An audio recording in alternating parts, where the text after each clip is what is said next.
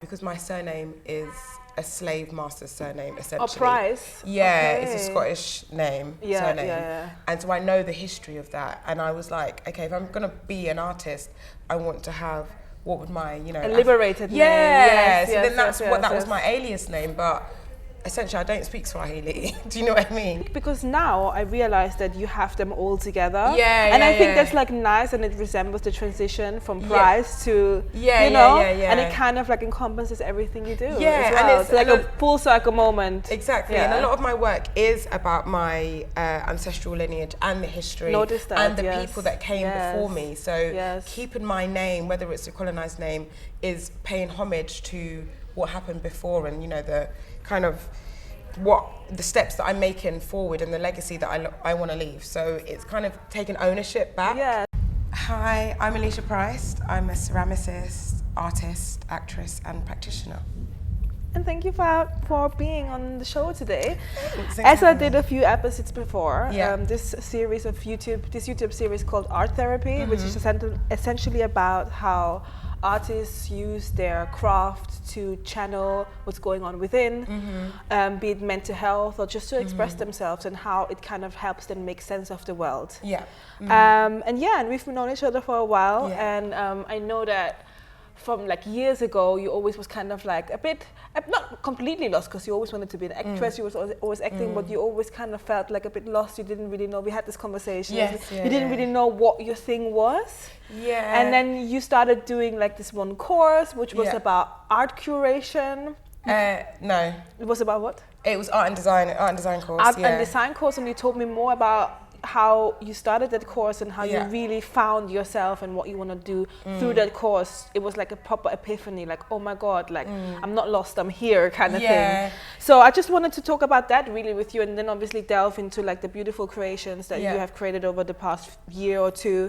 And when I started seeing your creations, I was like, oh my God, Alesha. I was always like, oh my God, I want to sell this, I want to sell this, because I've always been like a fan of your art and your pottery. And then I also, and even the other day you posted more, and I was like, oh my God, like all of this, I'm like, I love it. And I'm not really like obviously we're not like close friends where I just have to big you up because you're my friend, I wouldn't be so like onto you and so like cheering you if I didn't really think like I love your stuff. So I kind of like feel honored to have you on here today. Thank you. I just want to know a little bit more about your journey and how you got to where you got. So maybe we can even start from I was born, So my childhood has always been about play. It's always, our mum always kind of allowed us to create. I joined all the clubs. I was in a circus club at one point. I love that, yes. I did the carnival, I did ballet, I did tap, I did dance, performing arts, and that's just how I grew up. Mum always supported us doing that. She would take us to like the local community centre. I was always playing with my brothers, so we had I had a bunk bed, and I'd put up sheets on the bottom bunk like a theatre, like curtains, and we would rehearse. Like I'd write scripts, and we're rehearsing day and night. My brother never wanted to do it. Yeah, literally. And we would do like EastEnders, like spin-offs, or like different versions of TV shows that we saw. But I didn't see that as like acting. I saw that as playing. Like that was me. That was playtime for me. So we'll do that, rehearse. I'd get him to like do different accents, and then I'd call my mum and my aunt. He's the star, actually. Where's your brother? He's actually really good at doing accents. I feel like I trained him. And then I'd get like my mum and auntie to come up and sit down and like watch the show. So that was predominantly kind of like my childhood. I even had like a radio show at one point. So I don't even remember like cassette tapes. If you press the two bits in the middle down and you put tissue in it, you can record over it if you speak for the speaker. No. So that was a whole thing. So I used to have Just For Me cassette tapes when I used to have my like relaxer, when it was the kiddie relaxer. And they had these cassette tapes, which the song was sick. It was like, you might even want to throw in a clip, but it's like an R&B type What, to get you to buy the relaxer? It was, yeah, but I don't know why. But it was also instructions on the tape. So it would start off like an open song, like just for me, and then it would go into instructions. And you just recorded over it? Yeah, we recorded over it. So I would put the cassette tape in the stereo, and I would select songs off the radio that I would want, and then in between every song, I would do like an interview or an intro. Again, no one taught me this. These are just things that I enjoy doing.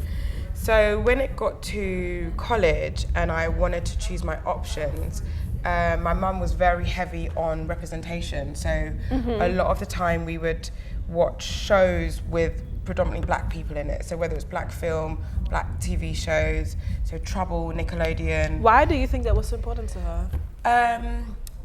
At the time I didn't understand. I remember like there'll be certain things I'd want to do and my mum would be like, no.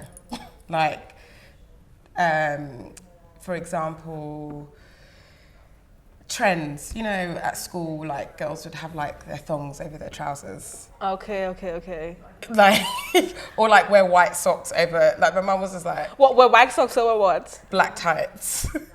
Oh, that was I get the song. I get the song, but why can't you wear white socks? No, it just looked bad. Okay, she was just like, we're not going to do that. We're not going to do that. Yeah. And just things like, you know, things that you don't know as a kid I think from my mum's perspective, she was very aware of the social conditioning that can happen to you at a very young age, especially when you do live in the UK, you are in England, the majority of your schoolmates are white, so naturally you kind of view your worldview is through a white lens. Yes. So my mum was very conscious about implementing culture and making us see ourselves in the best way possible. Yes. So for instance, my first doll was a black doll and she literally went through hell and fire to make sure I had this black doll. I didn't see it as a big deal at the time because I'm like, Mum, I could just play with any doll. But she made sure that I had this black doll. It was expensive at the time and she made sure I had it. And I remember she bought it at we went to the hairdresser, so I'd often go to the hair salon, I'd see Mum's friends get their hair done, and I'd just play with this doll, and I'd get my hair pressed, curled. So it was a whole experience for me. Yes. So yeah, stuff like that. Like I even wanted a Ken doll. She didn't get me a Ken doll, she got me Action Man, and it was the black Action Man. Oh, really? Wow, she was that behind it. Okay. We used to call it Blaction Man. But like those the Action Man was my Ken. Okay. I mean, I like that. It makes sense. It makes sense. I mean, some people might see that as like super militant, and she wasn't like heavy militant. It was more representation, and I appreciate that more so now because if it wasn't for seeing someone that looked like me on TV, I would never have thought that I'd want to be an actress. So when I was deciding what options I wanted to do at college, I remember my mum being like, why don't you do performing arts, acting, like that's what you're always doing, and we was watching Love and Basketball, and this is my mum, obviously being my mum, and she loves me. She was like, oh, you remind me of Sinai Lathan when she was younger playing basketball, she had the hair straight back, and she said, you know, if she can do it, you can do it. And I'm like, oh, wow. Okay, yeah. Not many people have the privilege of a mom like that, especially in our community. It's like lawyer, doctor thing. And to have a mom is like, you can do it if she can. She was really ahead of her time because that's the mindset of people right now. But back then. I mean, she had me young, so it might be that, you know, I'm second generation British as well. So my mum and dad were born here, so all of that kind of unlearning and undoing from like older traditions, she, I guess, made sure that for us, we didn't like carry that baggage of having to be a certain way to be accepted. Because also my mum's like super creative as well, and she wants to make sure that we have the best life possible. So she saw that. She was like, these people look like you, they're on TV, you can do that. And that's when I went into performing arts, and that's when I studied acting. I went to drama school. How was that journey of acting for you? I loved it.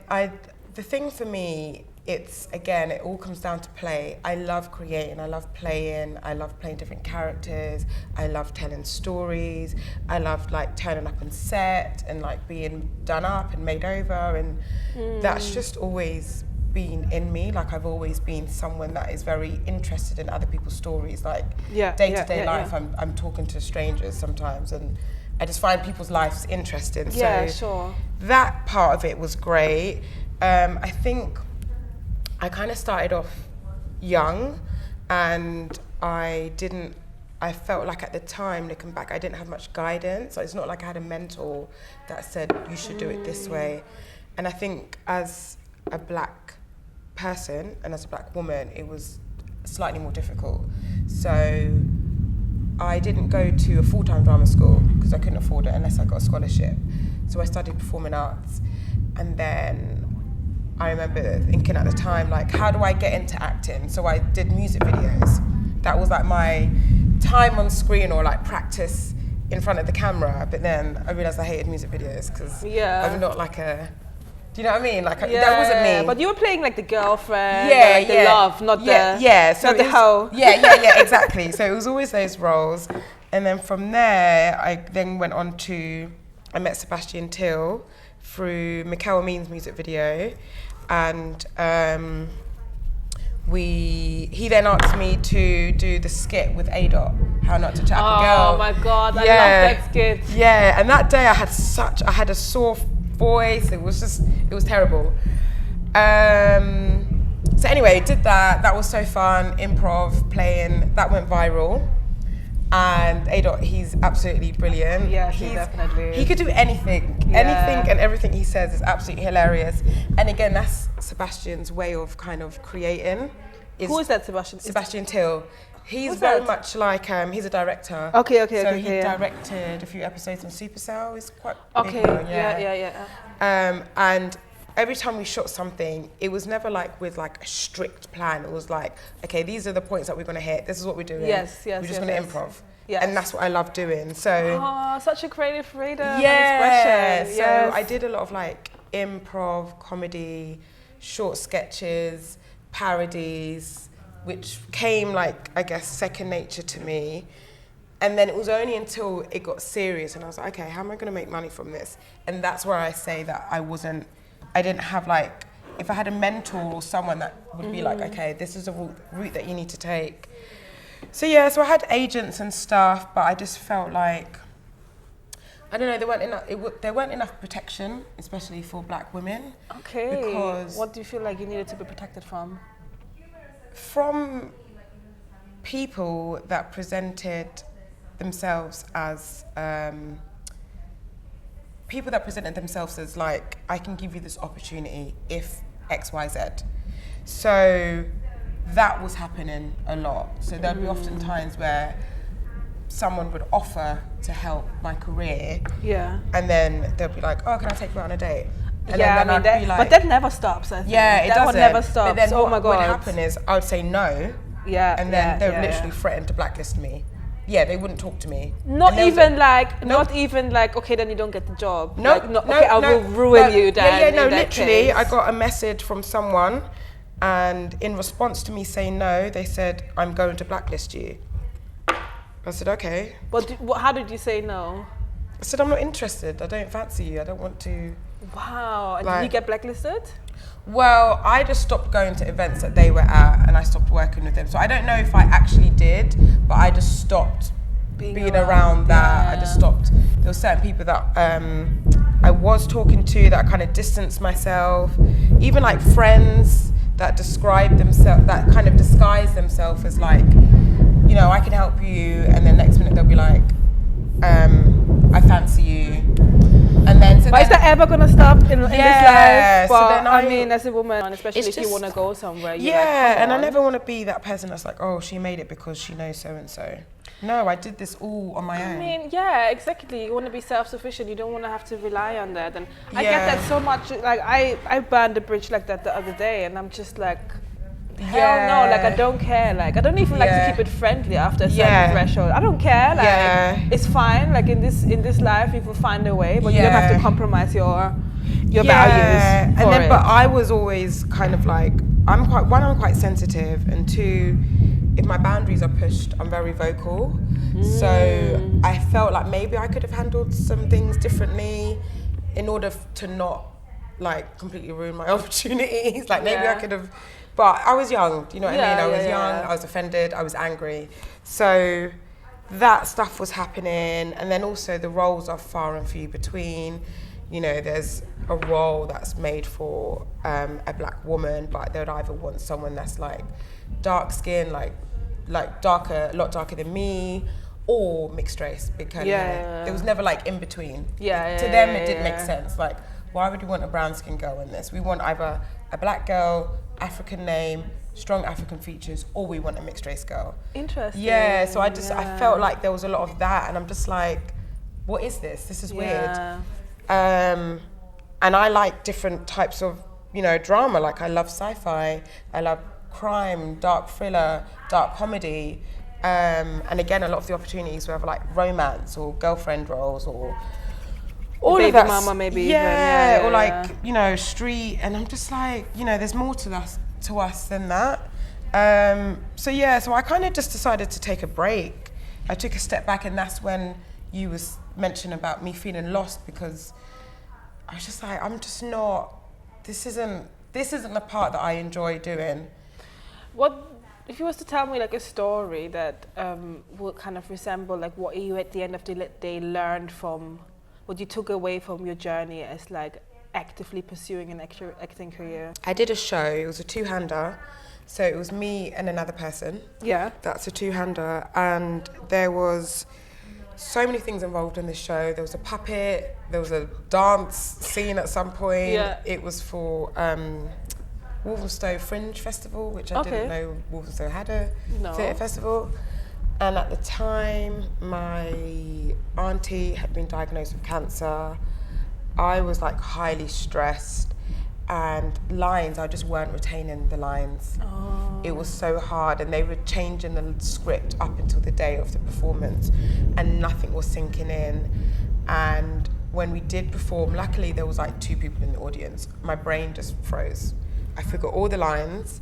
We were like 5 minutes into the play, and bearing in mind it's a two-hander, so the other actress was like, and I was like, I've never frozen like that on stage in front of everyone, and I just didn't know. I didn't know what to do. I was stuck. Yes. So somehow we got through the play, and I could tell obviously they were disappointed. But from that, I learned that I really needed to take care of myself. Yeah.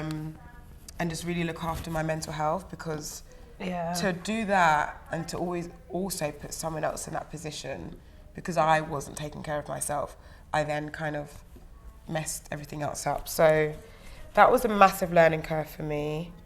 I mean that, and there was another story, but it's not necessarily to do with acting. It's more to do with looking after myself. I had a car accident. I fell asleep at the wheel. Wow. Yeah, and that was a turning point for me. That's when I was like, yeah, I can't do this. Go and elaborate a little bit more on the... So, at the time, because, you know, acting wasn't paid full time. Yeah. Unless you're booked for several jobs back to back, I took on a job in a school. It's a therapeutic educational school. Beautiful. And, and I was a drama lead. So I would work with the young people, we'd do drama therapy type stuff. But the school that I worked at was with young people with SEMH, which is social, emotional, mental health needs. So it's slightly different to a PRU, which is a pupil referral unit with kids with behavioural needs. Okay. This is more mental health, social needs. So a lot of these kids were either in care or had gone through like severe childhood trauma and or had learning disabilities. So I was working as a learning mentor with a student, and this student was very volatile, very aggressive, physically aggressive, like they would have fights with teachers. One time they kicked a pregnant teacher in the stomach. Great. And whilst they were doing that, they was looking at me the whole time. Like, and every day I would go into school and they would be like, I'm not even joking, looking through the window saying, "You're next." And what? The issue with that situation is they had a really unhealthy relationship, attachment relationship to women. And I was their only learning mentor. They were supposed to have 2-to-1, so 2 learning mentors with this one student, but it was just me. Wow. And I'd asked for help, and they said, well, the head teacher was like, if you can't look after these types of children, then maybe this isn't for you. So obviously I was like, I don't want to let these young people down, so I'm going to stay in the job. So anyway, it got really, it just became really toxic. Like I'd go to bathroom breaks, they'd question me, like the student would be like, you went for too long. Student? Yeah, 2 minutes. I couldn't eat lunch by myself.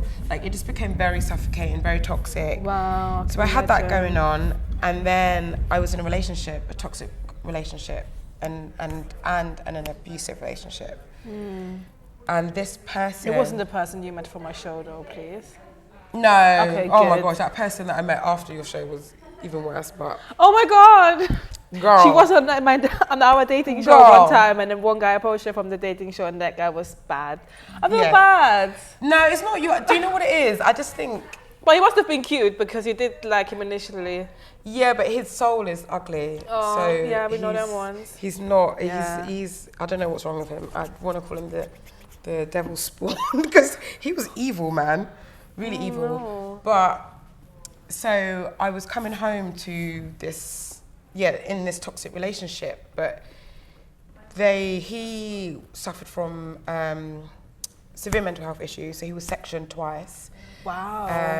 And it was more so that I was looking after him. I was definitely worried for his mental health. But how are you falling in love with somebody like? Do you know what? Everyone extreme. asks me that question, but I wasn't in love. I loved him as a person, and I wanted to make sure that he was okay, but it's not like I wasn't deeply in love with him. It wasn't like I looked at him and I was like... But how long were you guys together? So we were together for about 3 years. But it was, okay, so we were together for 3 years. The first year, he was basically like an F-boy. He was playing around. I thought you were going to say the first year he was an angel. No, and I'm like, okay, fair enough, he loved one dude. Like, the first year was the worst, so. No, it wasn't. No, the first year, he was very like mysterious. That's just his character. Okay. And he's very intelligent. And he loves music. And I love music. So you bonded like that? Yeah, so we bonded on that level. And he had a very different way of thinking and viewing the world. And that's what I always kind of admired. And that's what attracted me to him. So that was our relationship. It was chilling. It was talking about things that we have in common, but it wasn't an official relationship. Yeah. Because he was still. Well, I found out that he was sleeping around. We broke up because some stories came out, and I was like, okay, I'm not doing this. We broke up, and then he came back and was basically like, I'm going through shit. I need help. And that's when I offered to help him. Okay. And he ended up living with me. Oh dear. Yeah, and it was that kind of. Oh my God. Then he was staying with me, and then that's when like the abuse happened, and I was like, so this is why you're messed up, not because, like you are messed up. But by then he was already living with me. He was sectioned, as I said. While he lived with you? Yeah. Through something that happened with you or separately? So that happened because of another situation with another girl. Oh, while he was living with you? No, this was before. So the situation with this other girl happened before. Before me and him. Okay, fair enough. Then it came to light. Okay. And then things just spiraled from there. Oh no! So you had a helper syndrome, basically. That's have you gotten rid of them? 100%. Yeah, that's the most important part. At my expense. That's always the important part. Like, we've all done stupid things in relationships and stuff, but it's like, what are we doing right now? Yeah, and none of that. And I had this like thing for like, especially for black men, like it's hard for them as it is, and benefit of the doubt, blah blah. And also the type of work that I do, I'm helping people in my day job. It's not that I was infatuated or I loved him. It's just I just like helping people. Do you know what I mean? I just have that responsibility that I feel like I have, especially to our community. Why do you think? I get the community thing, but I think it's deeper than that. You know what I mean? Why do you think, like, there's one thing helping, there's another thing. Helping at your own expense is not helping, that's falling in a ditch with somebody. Yeah. Well, but where do you think that helping, the urge to help somebody comes from? I think it's because, so when I first moved to London at 18. Where did you live before? Oh, so I was born in London, but I grew up in Luton. Okay, cool, yes. And I always felt like I had a very different upbringing to a lot of people. So I'd have conversations, like you even said that that's quite rare that I'd have a mother like that. Yes. So I kind of felt like I was lucky and privileged in the sense that I grew up in a safe house. Like my mum always made sure that we were good. And that's not to say I had a perfect childhood. I've moved around a lot. I've moved around over 20 times in my life. Which is unsettling. But my mum always had a way of like making us feel like this is a home. And even though I saw all the BS that we went through, she just had this way of like making sure the kids are all right, basically. Yes. And so I guess getting to know people, I realised that they didn't have that. And I don't know, maybe I felt like it was something that I could help with. To provide that home. Because I guess like your mom kind of taught you as well, is like home is where the love is and the heart is. And you kind of maybe wanted to teach it to them, but then obviously... So I was working in this school with this person that was very volatile, and I hadn't been trained to restrain young people, so I didn't, in that type of job, you need to know how to protect yourself and restrain young people, because that's what happened daily. Wow. I was going back home to a person that was physically abusive. He would just switch at anything. He was first diagnosed with bipolar, but then... He would just switch and you backhand you or something? He would just there were things like, he would flip me over the table, push me over the table, push my head against the wall, put his hand on my neck and chest. So you have dad at work, you have dad at home, and then you just... But I would never fight back because I knew he wanted me to. Like, he would say, hit me, and I knew if I did, I'm finished. Wow. But I didn't tell anyone that this was happening because I knew it would be heartbreaking to my mum and brothers knowing that I'm going through that. Yeah. So anyway, I was dealing with that, coming home, and one time I went out for my friend's birthday party, came back, driving back, and I fell asleep at the wheel. Stressed. The car was approaching a roundabout. I knocked like 3 or 4 cars on the way approaching the roundabout. Oh my God. My car flipped upside down. I was completely upside down in the car. I woke up and I saw like this fog of smoke. Like I felt like I was underwater. Blacked out, woke up again. I was outside the car. Don't remember getting outside. Wow. Hold on, by yourself? You got out? By myself, So the car was completely crushed. And I must have been upside down, so I must have crawled out. So my ribs were hurting. Oh no. So, and I remember that when that happened, I was like, I'm just gonna get an Uber. Don't worry about it, I'm just gonna go home. What, and leave your car there? Yeah, I just want to sort it out. You just dun. I was like, I'll sort it out later. But then like the neighbours came out. Your neighbours? Or the neighbours where you were? The neighbours where I was. Okay, yeah. Because everyone had seen this. Yeah. Ambulance came, fire engine came, police came. They were like, you're lucky that you're alive. How did you survive? Even the ambulance was like, the paramedics said, I haven't seen this before.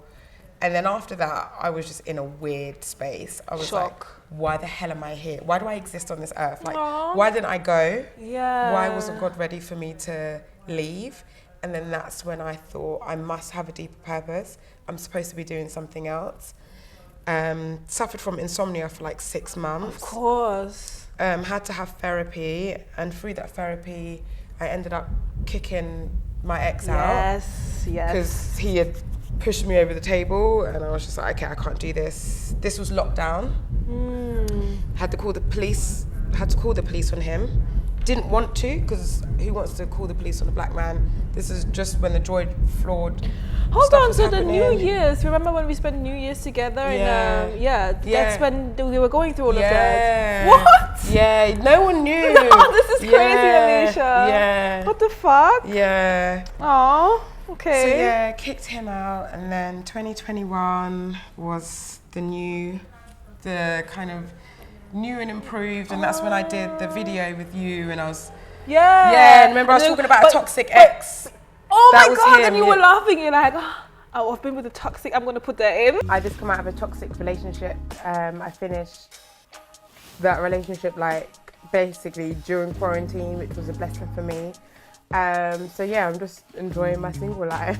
Yeah. Because you were saying it so lightly and be like, oh, everybody's like giggling, toxic ex. Yeah, it was actually really toxic. But you know what, Alesha, it's so crazy how like I'm always like the firm believer when like these obviously bad things happen, like car crashes or like even sometimes certain illnesses. It's like that saved your life. Yeah. Like this man would have killed you, or you would have even gotten like even an illness, even like an internal illness that like kind of ate you up from inside because you're swallowing all the things, you don't get to express yourself, and you're taking in all this negative energy. Yeah. And that car accident saved your life, basically. It did. And then, let me land. The guy that you met through my show was like your second test of like how far you're gonna let it come now. Because you know, universe, God, whatever, always tries to do that. It's like you're like, right, I'm done with this, and then the universe is like, that was way too are you soon. sure? Yeah. Are you sure? Yeah. And then you have to be like, yes, I'm sure, and that's when the things open. I feel like, So yes, that was a test. You're welcome. I didn't learn. But with that situation, it wasn't a long situation with this guy, but I would say he was worse in the sense that he was just really messed up. Like his reasoning for things, the way he did things, he was really horrible towards the end, and would say things like, you deserve this, slept with a friend whilst... Oh my God. Well, she's not a friend really. Well, she's not really a friend, blocked me. He was horrid, like horrible. To put, he's a sick man. But it was shorter, so you managed to put the boundary up earlier. I rather did. than letting it roll for 3 years. That's what I mean. It's like you get this test, and this time it's like, okay. And it's funny because I had done a workshop, a clay workshop, and he had seen that I got really into the workshop. But one of the things he said was like, you're not Seth Rogen, you can't do pottery and acting. Excuse me. Yeah, this is something that he would say. No, but I'm sorry, I don't know how you attract like a monster but like then that. After that, I was just like, fuck? I know what you mean. Like there was a few other things that he did that was really weird and strange things that he said. I don't know what his problem is, but after that, I was just like, I can't be around this energy. So this is how it started. You done the clay workshop. Then I did the clay workshop, and then I kind of just fell in love with how you can literally make something from scratch, like how this is literally from the mud, from earth, and you create something that can stay in your homes forever, for thousands of years. Like when you go to museums, you see vases like Greek pottery, Chinese pottery, and it has all these stories and things of that time. Like if you go to the V&A Museum, on the top floor, you'll see pottery from like 100,000 years BC or 400 years B. This is before Christ. So this is saying that this has been around for as long as humans have existed. Mud's been, it's in the earth. It exists before us. So it kind of blew my mind. That's actually. So deep. It like literally exists before us. And then we just hear like. And then it's like creation. They say we're made in the image of God, and how. In like the Bible, the Quran, the Torah, there's these references about man being made from clay, us coming from earth. And so I had all these revelations and all these questions. And I did my first workshop with Ronaldo, Emotions of Clay, and he could see the spark. He was like, you've got the pottery bug. And then I remember I love him. I remember talking to him. I remember being like, okay, what else can I do with this? Like, how do I make it a thing? Like, is it just I make plates and cups? Like, not that there's anything wrong with that. Oh my God, but your plates and cups, I was like, when I first saw it, I was like, yes. Yeah, but I loved it. And he was like, no, this is an art form. It's a fine art. It's a craft. And that's when he recommended that I should do art and design. So then when I did art and design, and that's when these... I'm so happy. You're gonna cry. I know, right? But I'm not, but I love it. I love it. That's when, like, for me, like, the penny dropped, because in this art and design course, you do 6 disciplines. So we did sculpture, ceramics, film, design, and fine art. Yeah. And then you, in the last term, you choose 2 disciplines. So my degree is in creative industries, film and television. I've always worked in either acting in front of the camera, but I also did learn how to film, stuff like that. So my specialism that I chose was film and ceramics. Okay. And then obviously I'd done a bit of sculpture before, and that's when the teachers, I would be making things and I'd be like, oh, but you know, it's not a perfect bowl, it's not a perfect vase. And they were like, no, this is expression, this is abstract art, this is contemporary art, this is... Yes. What was the other word that they called? They said I'm a...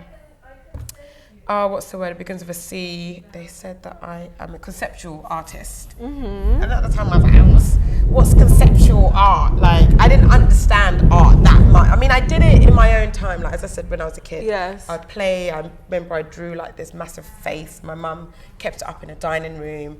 I painted. I took GCSE art. My grandma still got my paintings up in her house. So I didn't see it as like a serious thing. But when they said, when they taught me that, you know, art is an expression of self, and you know, you could do research, and I was also looking up like my history and all of that stuff, and then kind of reading these things, and then it would come to me making something, and that's how I incorporated my stories into my vases and my pots. And so I did that art and design course, and then started to do like experimental film, which I didn't know was a thing. Again, I was writing film, and I was told at the time, like, this doesn't make sense. There needs to be an arc, there needs to be a protagonist, antagonist, there needs to be an ending. But sometimes I just wanted to make like weird film stuff, like, I don't know, like a leaf blown in the wind or something. But conceptual. But the people that I had around me at the time, they were like, no, this doesn't make sense. Even an ex would be like, no, this doesn't make sense. Why are you doing this? Well, why does it always have to make sense anyway? Exactly. Right. So that's why I felt like I came into myself, because things that didn't make sense to other people, it doesn't mean that it's not. I've learned that so much. Like I was saying the other day to somebody, it's like when you get to a place where you don't need to be understood anymore by anybody, you reach like a level of being your own best friend that's so liberating, you know? It's just like you just end up like being like, I want to do this because I want to express myself. It has no other reason than that. But to really just like have something that embodies me. It's like a baby. And then funny enough, once you start like just letting that go and have that and liberate yourself that, then people automatically, the right people just flock to it. And it's like, and what I love so much about your journey as well was like that you can see when something is really your thing, the doors will just open, like one thing. It would just, it's not this hard thing where you always have to like every day get up in the morning and like, you know, compromise yourself almost. It's like it just flows. And I love that. Oh, thank you. No, it was just, as I said, like I didn't come into like pottery saying that this is going to be my career, this is what I wanted to do. It was just something that I enjoyed doing, and there was something that was quite nostalgic about it. I felt like I was a child again, and for a long time, because I'd been stressed and, you know, lacking boundaries and discernment and always like pouring into people and not pouring into enough of myself, I literally fell in love with it. It taught me patience, you know, because when you're on the wheel, things might just fall off the wheel or it cracks in the kiln, and I have to learn patience, I have to learn forgiveness. If you don't start off with a strong foundation, it's going to flop. Sometimes clay will tell you whether it's too wet or too dry, and you kind of have to respond to it. So all of these things kind of grounded me. And it was just something that I'm still so fascinated with clay, and I haven't fallen out of love with it yet. And this is the first time that I've, aside from acting, but this is the second time where I'm still in love with clay. Like, everything about it, the material, what you can create from it. Yeah, so. And what do you feel like is like the main thing that you're taking away right now from where you are in life right now? I think definitely everything happens for a reason, but I think also letting go. I think the letting go is the biggest lesson I've learned in the last 2 years. Our father passed away in 2022, and during this time I was still playing with clay, so I was learning these things about myself and life, and what experiencing death of a parent is completely different to anything else in the world. And when I was going through the grief of losing him, because we were literally watching him die, it made me think about like the beginning of life, beginning of earth, beginning of us as humans. So going back to the Bible, man made from clay, and at funerals, ashes to ashes, dust to dust. So at that time I was thinking a lot about life cycles, how when you begin with like a lump of clay and you make it into a creation, it then goes in the kiln, is then fired twice, it then exists in your home forever. You know, how clay can be returned to the earth. So a lot of the time in pottery studios, we reclaim our clay. If it's unused, we reclaim it. That's why you see buckets of water and clay around in the studio, because we can reuse it. So I was thinking a lot about return and rebirth and returning to the ground, and like this constant life cycles that we're in. And with our dad, he was very much a frank man. He was very honest. He was very much himself until the very end. He'd never changed. He was also like Marmite. You either could take his abrasiveness or you didn't understand it. And he was someone that was always like, do what you feel. If this doesn't make you happy, move on, you know. And he never compromised on his happiness. He was also very much like a hobby person. He loved golf, he loved basketball, he loved playing games, loved music. He was very much like, you know, these hobbies is what, you know, makes you happy. So I think experiencing that, and then I had my art and design graduation show, and he had died like a week before, and I wasn't going to do the show. Yeah. And my brothers were like, no, do the show. He would have definitely wanted to do that. He would have wanted me to do the show. And with that show, I didn't actually finish making anything. Okay, of course. But that was my art piece. That was my final. It was in the mist. It was still in process, just like life is in process. I love that. Yeah. So that's what has taught me. Nothing has to be finished. Everything can be a work of art. Whether it's this is a work of art, whether it's you're in the process of something in transition. It's living in the moment, but it's also letting go and not holding on to things. Because I think when you hold on to things, it can kind of stifle you and box you in. And I think you should just be open. You know, the only thing guaranteed in this life is death. Anyways, yeah. Anything else is, you know, is a blessing. And I love how often what happens with us in our age, or when you generally find like your true purpose in this world and why you're here and how you're gonna be here. Yeah. It's like it always reverts back to our childhood. It does. And it's so funny because it's like there's this video that went viral that I posted with this woman talking about this girl, this little child that had like a baby coming into the family, and then he was like, I want to speak to my baby brother myself for a second, and the parents listened in, and the kid was asking the newborn baby like, why am I here? Like, I have forgotten, like, remember me, remind me, why did I come here? And it just shows that we come here with like a mission, which we forget as we are raised and grow up into adults, to then come full circle, remember it and live through it. So I think we find a lot of answers when we go back to what really make us feel alive when we were kids, and that's also a testament of that. And I love that. And then just like I want to kind of like get into like maybe talk a little bit about some of the creations that you, some of the art that you made that I will blend in. And maybe we go through like your two favorite ones and why, and then so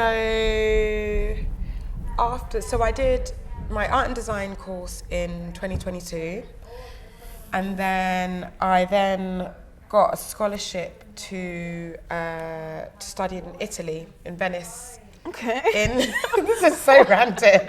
This is all whilst I was under this alias, and because it was a journey for me, it wasn't like, hey guys, this is what I'm doing right now. I was still processing this stuff. I felt like it was a secret relationship. Like I knew I was enjoying this. It's a situationship. And I was in love, and we were going around the world, and I mean, I was just going to Italy, but it was like the summer. I remember when you went to Italy.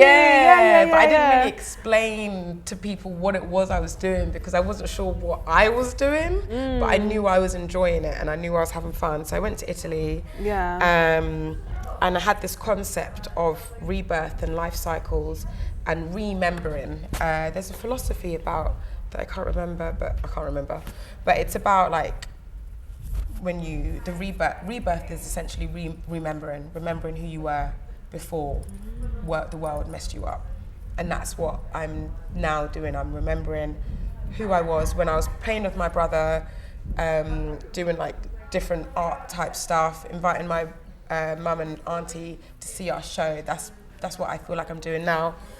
So in Italy, on this contemporary art course, we had to propose a project idea, and it was about rebirth, remembering. It was about life cycles, and at the time I'd been doing a lot of research about my ancestral lineage and like where my people are from and my background, and it came out that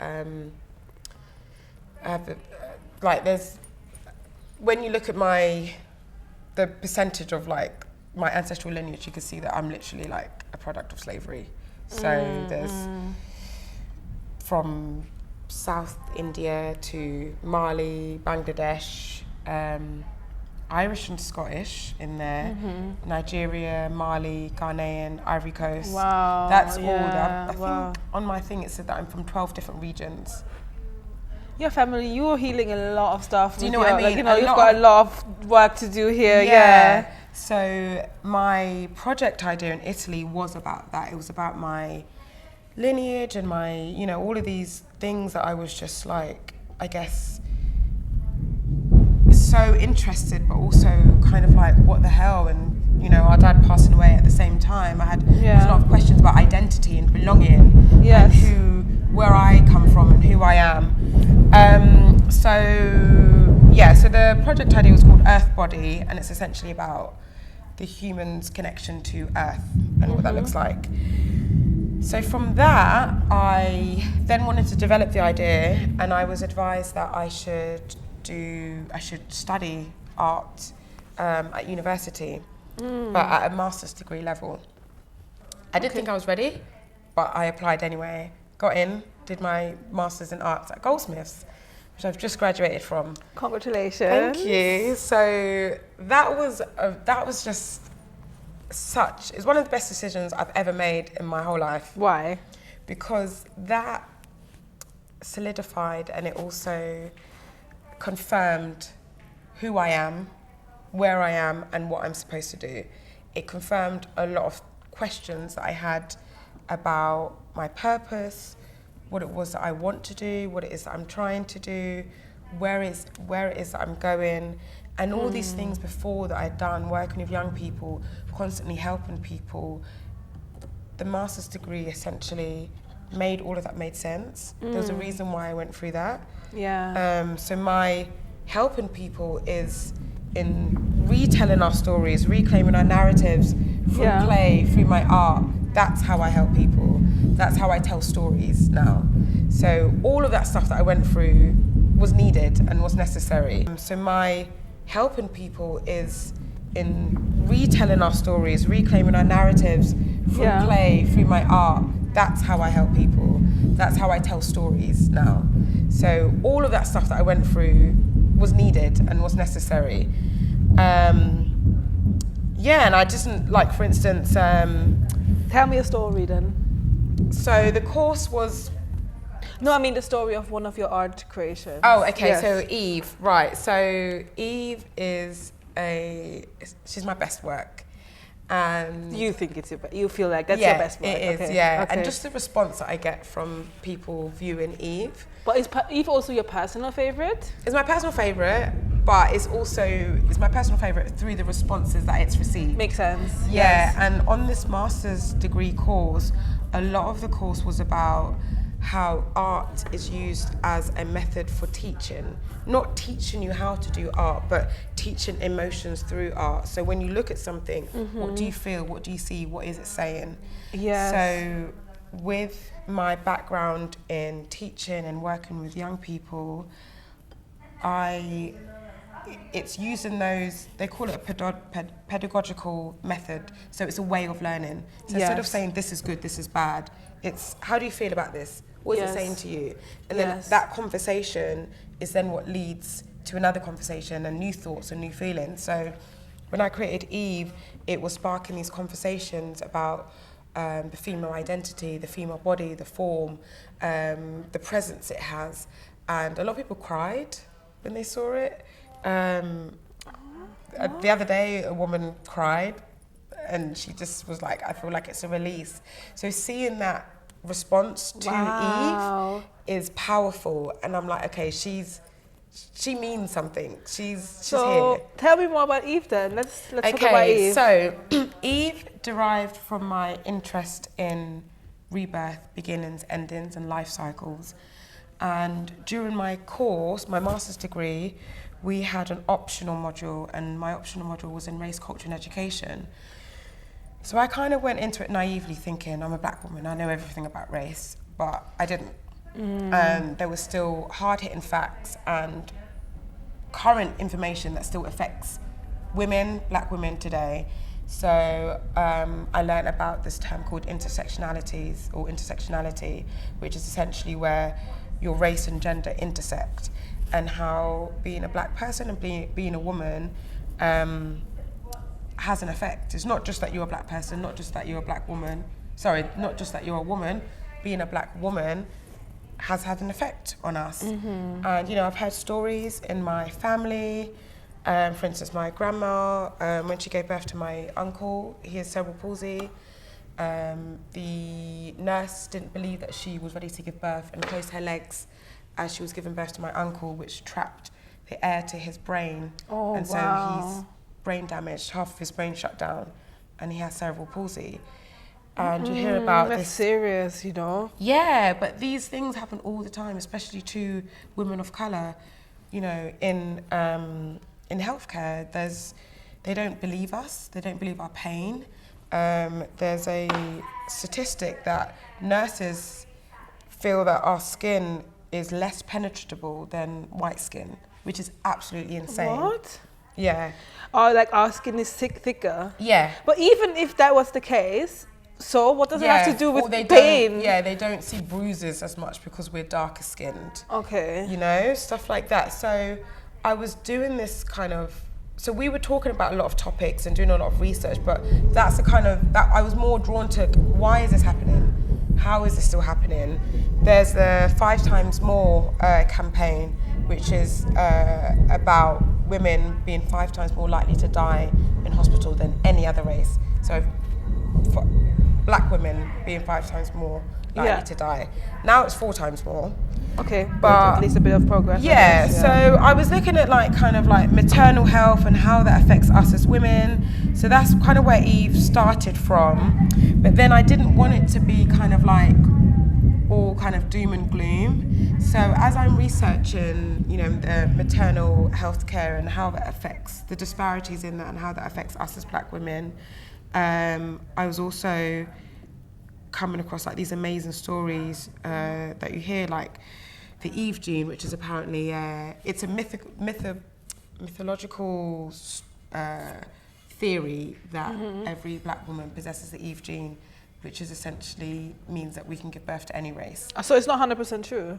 It's not scientifically proven? There's a debate. Okay, good. But apparently we hold a gene that allows us to give birth to any race, which for me that feels empowering. And when you think of the first woman that existed, the first people that existed was in Africa when the world was you know, when it wasn't sectioned and all the it wasn't departed by the sea and all of that stuff. So yeah, so it was that. So that's why she's called Eve, and it's essentially about the pain that we go through as women, the body, but also the power that the womb holds. Because the way I constructed Eve was I wanted it to look like you're looking in between her thighs, and there's layers of slip, which is clay and water, which I wanted to kind of represent as skin. So she's not like a fully finished item where she's like glazed and shiny and brand new. She's cracked, she's layered, she has imperfections, and that's what Eve is. And then the hair attached to Eve represents the lineage through our maternal side. So that was speaking to your grandma, your grandma's grandma, and the women in your family. My grandma always says that I was in her womb before I was born, because you know, we hold eggs. We are born with a certain amount of eggs. So it was that, and the mitochondrial DNA is found in your hair strand, and that's what the hair is on Eve. So that is Eve. So amazing! Yeah. Thank you for sharing that. No worries. And it's so funny because I filmed that before and then there was no sound, so yes. I guess we could repeat it now. You could use that. Yeah. Lovely. Well, thank you very much. I think one more thing. Yeah. Like a piece of wisdom or advice on like you know, I think lots of people are still in the quest of like finding their purpose and you know, maybe trying dabbling here, but not truly sure yet. Do you have like any type of like advice or thing you can say like to close off, to just be like reminding people to get to that place or about that place of like fulfillment? I would say to remember who you were before all the bad shit. I would say to, because for me it's all about who I was as a child and what I enjoyed doing. So I guess if I was to give any wisdom, I would say just to, if you can go back to that place of remembering what it was like to be a child again. What was you doing at that time? Was you playing in mud? Was you playing in, you know, was you splashing around in water? Was you rolling around? Was you, you know, watching cartoons? Was you eating cereal? Like, it sounds like really weird, but what were the things that brought you joy as a child? And then look into that further. So for me, it was like making stuff with my hands. It was creating, and that's how I fell in love with clay, because it reminded me of being a child again. So anything, it could be, you know, if you was a child that loved playing in the mud and loved playing in the rivers, maybe visit the river again, see where that takes you. You find the answers there, yeah. What's that? You find the answers there. Yeah, you might find your answers there. Like if you're someone that loves cartoons, you know, watch cartoons, do a weekend binge of all your old favourite cartoons, and then something might stick, you know, you might end up drawing or creating your own animation, or there might be I don't know, but I always find that when you revisit that time in your life when you were most happy, I think that's what brings you joy, and that's where your purpose is. Yes. Just leaning into that. Thank you.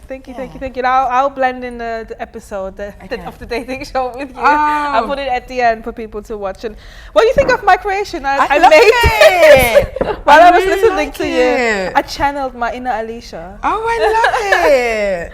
I mean, at this point, if this was a lesson, I would then ask whether you'd want to blend the coils or you'd want to leave it like that. Let me show one unblended coil one.